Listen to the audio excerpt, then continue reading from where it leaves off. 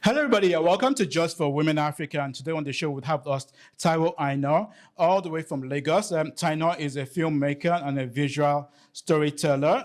Her works has been displayed on tabloids like the New York Times, The Guardian UK, African Report, Reuters, and more. She'll be talking to us about how she got into photography and filmmaking and her plans for the future and anything that comes up. So stick around and we'll be right back.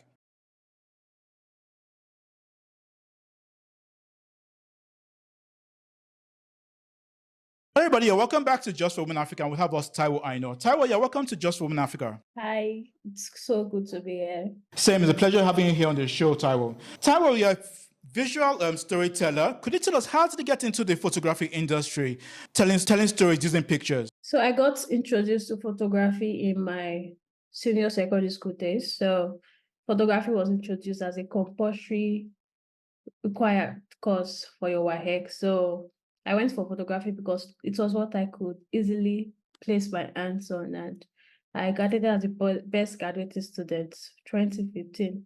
I entered university and I looked for something fun to do, and I still had photography. So I borrowed people's iPhone because that was a phone you could get with a good photo quality.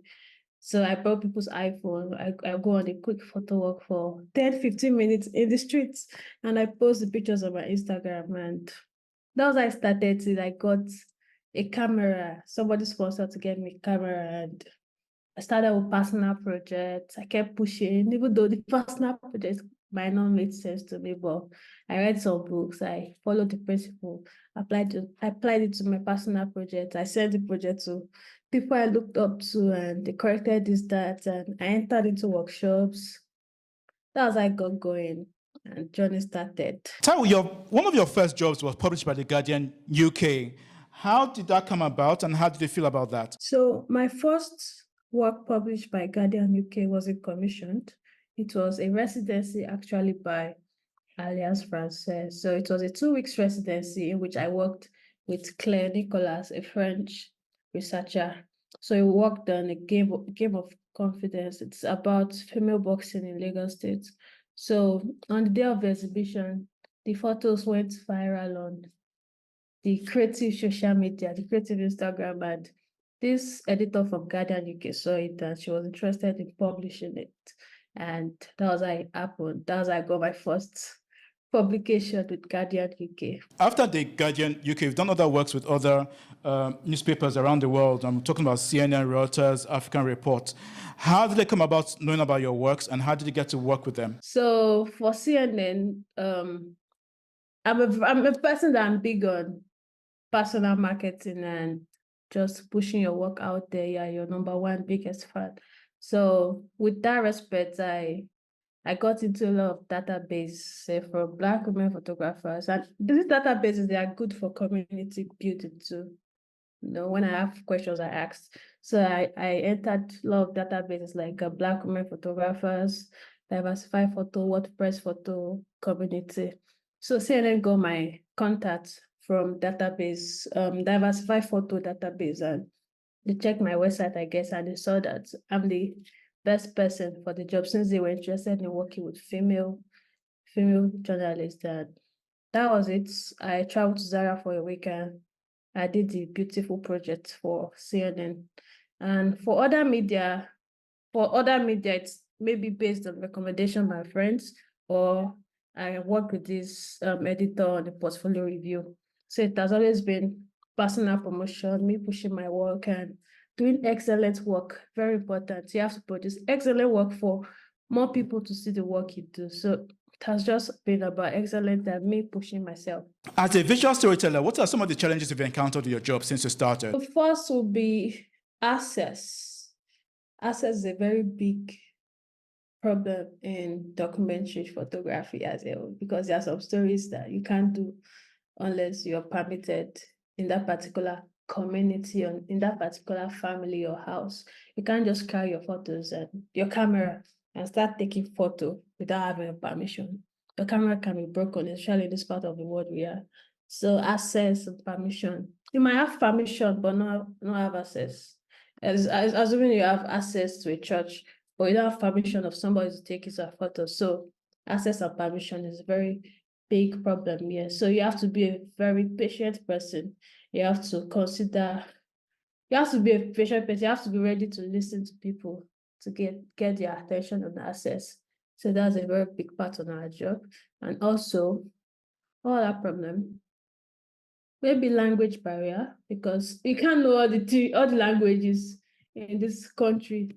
So that sometimes you have to work with a translator. I know that can be a little barrier. It can be like you understanding the language and you communicate directly with the person you're collaborating with the story. There's no old back of story, and you know how best you approach the story. But when you're working with translator, there's little limit. There's not like you will get the whole access, but there's still a little limit. You just have to be working side by side with the translator. So those are the two big problems and this I have personally when I'm working. Let's talk about photography. Photography is really a male-dominated industry. How does it feel? Do the men encourage you, or do they intimidate you, or they're not happy with you being around and want to take the jobs that you have from you? So my own photo community here in Nigeria, documentary photo, because we have a lot of photography types in Nigeria, from portrait to wedding. Though I know most people in all the genres, but I mainly have community of friends in the documentary, just like few people do in the documentary part of photography, and they are totally so sweet. They encourage me. They even recommend me for love. But my first assignment was gotten by my photography friend and big colleague. So it's a very friendly photo community over here. But I don't know if some people don't like me. It's normal. But most people I talk to, they encourage me a lot. I sent them my work to Amy look through before I post, and I get ideas from them also. So it's a very positive photo community I have here. It's not intimidating to me at all. I love the fact that all my friends are guys, so it's very like encouraging photo community here. Like I did mention earlier, I mean, it's a male-dominated industry with very few females. How do we get a lot of females, into that field? Because right now it's basically dominated by men. I'm sure there are a lot of people interested. I mean, there are a lot of people inspired too. So the way we can get more female into this particular type of photography is to make materials accessible to them. They want to do it, but they don't know how to. And some people are afraid of going to the street to shoot strangers. No, we are so fragile as female. We don't even know how to approach people. We are scared of being harassed on the streets. So they need access to materials to know how to properly do this kind of photography. It's not everybody that will have the passion to just keep going. Some people need to be properly taught how to do it, and be rest assured that nothing will happen to them when they are fit. There are sometimes that even me personally, when I'm shooting in streets of Lagos, I have to call a photography friend of mine to follow me so that I'll feel a little bit secured. So they have to know that even if they can't go out to shoot alone, there's somebody that can follow them, and so they'll feel safe and know. So access to materials is very important, and a community, I won't overemphasize that. Community is very important when it comes to any kind of thing you do. So if there's a supportive community, they will even show them the materials. So community and access to material is very important. Definitely, I do agree. Access to materials and information is very important. All right, Taiwo, I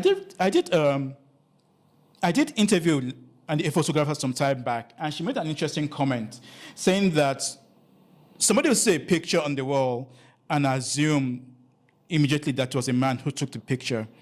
Does a comment like that worry you? No. Let me ask you a question. So if you see me plait my hair, would you assume that it's a female that plaited it for me? Yes, I will.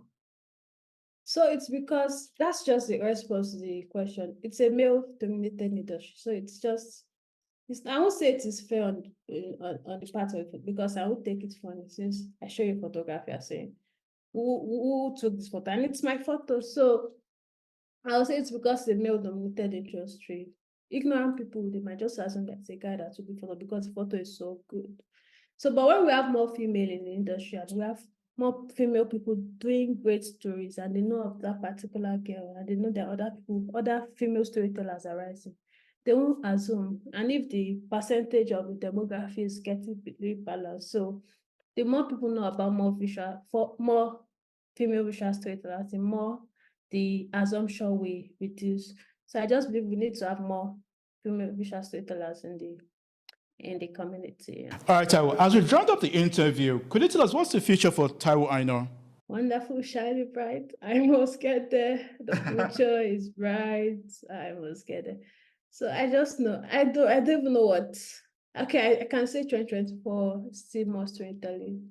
For the next 10 years, that's a long time because I'm looking at family also. Family is very important thing to me.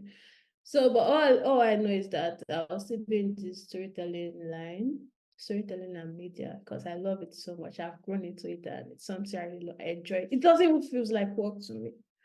So I'll still consider storytelling and media, but it might be in different forms. It might be film, it might be another kind of media, it might still be photography, but in a very structured and organized way. I also want to look into getting more people, more female storytellers, especially in the ecosystem, so that it won't be only one particular or some set of females that are just getting the assignments. I want to get more female storytellers into the ecosystem so they also know that it's possible. What is your advice to women who are watching in Nigeria and all over Africa who feel it's a male-dominated industry and who feel that, crossing that barrier like the way men have is really, really difficult? What's your advice to them? My advice to people, especially female, that feel so, that feel discouraged in this particular line of photography is to talk to someone. Don't be alone. Speak to somebody that you know has gone through this particular stage or position you are. Have a mentor. Don't do it on your own. Rome wasn't built in a day, so and no one is an island. Have a mentor. Speak to people. Speak to selected people. Don't speak to anyone. Some people just discourage you. So speak to people you trust, people that will just talk shadily to you, and know that there's no success story without there's no success without a story. So keep pushing and keep shooting every day. The photo might not make sense to you, but keep shooting, archive your work, get hard drives. Don't just shoot and lose the work. The most painful thing that can happen to a visual storyteller is to lose your files. So I don't joke with storage. Archive your work well. Get multiple storage that camera. You might have just one camera and have like 15 hard drives. So invest in hard drives. That's what I'm going to say to you. You can do it, trust me. All right, thank you, Taiwo. Thanks a lot for being here on the show. We wish you all the best. We look forward to interviewing again in the future. Thank you so much. It's so good to be here. I look forward to another interview with you. You're welcome. And to viewers who are watching, do not forget to like, subscribe, tell a friend who knows a friend about Just Women Africa. And from Taiwo and I here in Lagos, it'll be bye.